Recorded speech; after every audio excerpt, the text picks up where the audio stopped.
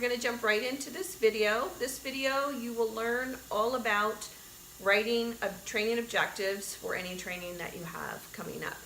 There are two types of training objectives. They are terminal objectives and enabling objectives.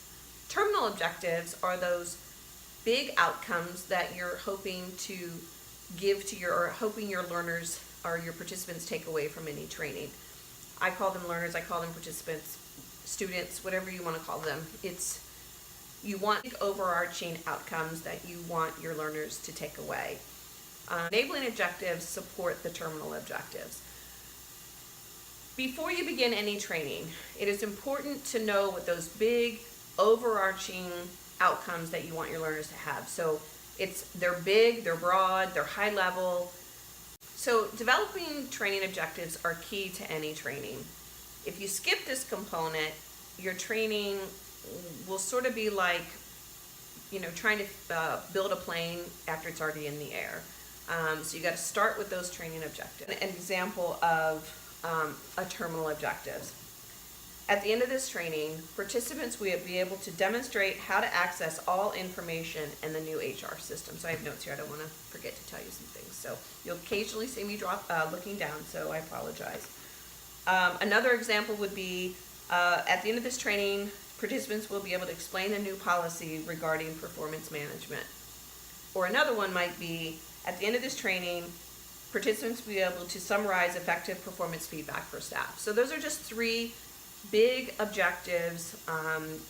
It doesn't really tell the learner how you're going to master that skill. It just means at the end of this training, you want your learners to have one of those terminal objectives. And usually a training will have 3 to 5 terminal objectives. It doesn't have to have that many, but that's just like an average. It just depends how long your training is, whether it's an all day, it's 4 days, 5 days, it could just be a 2-hour training. So your terminal objectives will be based on really the big outcomes that you want them to have.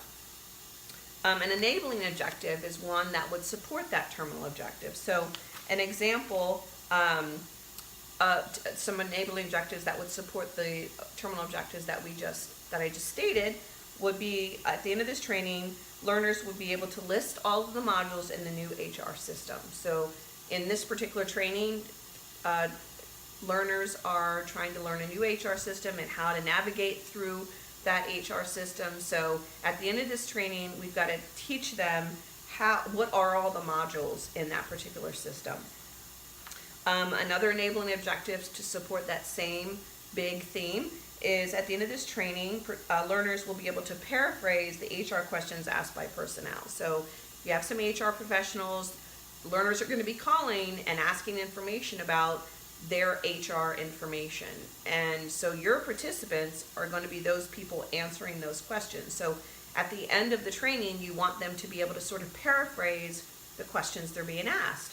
So that's another enabling objective to support the big terminal objective. Another enabling objective for that particular example would be, at the end of this training, learners will be able to select the correct module of the new HR system to locate the information needed by personnel.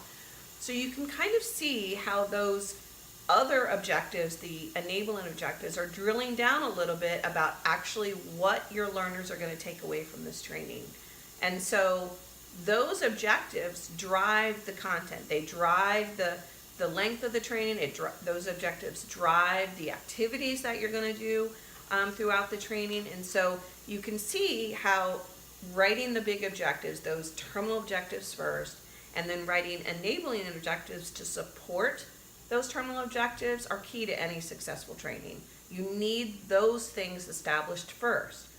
Then you can start developing your instructor notes, your activities, but you'll always go back and revisit those objectives to make sure that the activities that you're doing support those objectives that you wrote. If you try to do your content and your activities before you develop those objectives, you're going to kind of be all over the map. And so do those first. And then later in another video, I'm going to teach you how to take those objectives, those terminal objectives, those enabling objectives, and put them into a plan of instruction. The plan of instruction, or in other words, POI, we call it a POI, a plan of instruction. You'll put those objectives, you'll put the instructor notes, you'll put the activities, and all of that feeds into the plan of instruction before you ever develop slides or an instructor guide or participant guide. These are all the preliminary steps you need to take before you actually develop a solid training. So I hope that was helpful. If you have not seen my previous video on the 3 components or the 3 questions to ask yourself before you develop a training or before you design a training, I'll link it in the description box below. And again, I have some upcoming videos on how to develop a plan of instruction, how to develop an instructor guide, how to develop participant guides, how to do an audience analysis. I have tons of videos coming your way. So I hope that you will stay tuned and like, share, and subscribe. And if you have any other training topics or organizational topics or MBTI topics that you'd like me to do, feel free to comment below, and I'll see you next time.